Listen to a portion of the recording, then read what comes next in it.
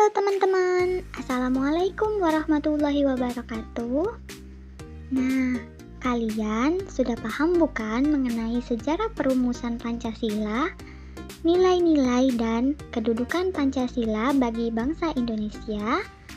Akan tetapi, seiring dengan perjalanannya waktu, masih banyak loh ancaman untuk mengubah Pancasila sebagai dasar negara Indonesia.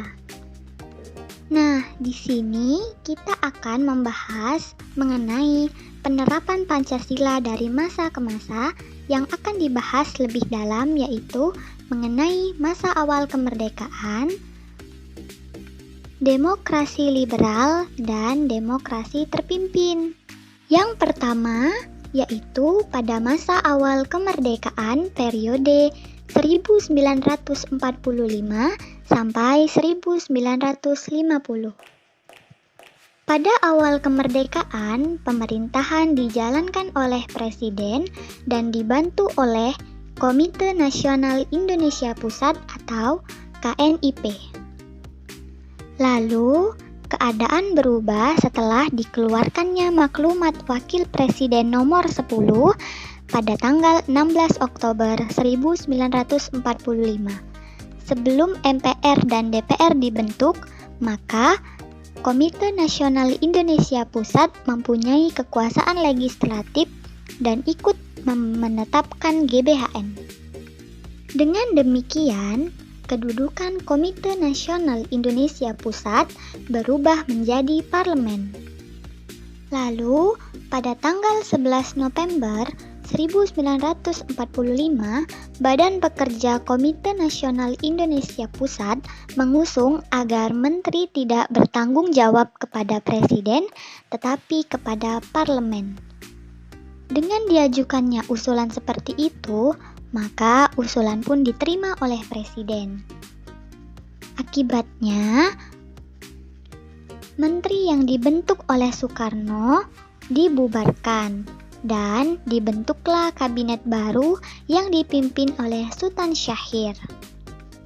Sultan Syahrir sendiri tercatat dalam sejarah Indonesia sebagai menteri pertama.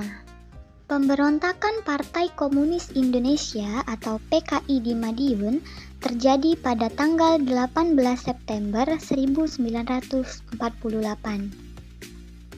Lalu, pemberontakan selanjutnya dilakukan oleh Darul Islam atau Tentara Islam Indonesia pada tahun 1949. Pada periode 1950 sampai 1959 masih tetap menggunakan Pancasila, akan tetapi dalam penerapannya lebih diarahkan kepada ideologi liberalisme. Pada periode ini, persatuan dan kesatuan mendapat tantangan yang berat dengan munculnya pemberontakan Republik Maluku Selatan atau RMS, Pemerintah Revolusioner Republik Indonesia atau PRRI, dan Perjuangan Rakyat Semesta atau Parmesta yang ingin melepaskan diri dari NKRI. Periode 1959 sampai 1965. Pada periode ini dikenal sebagai periode demokrasi terpimpin. Pada periode ini terjadi berbagai penyimpangan penafsiran terhadap Pancasila dalam konstitusi.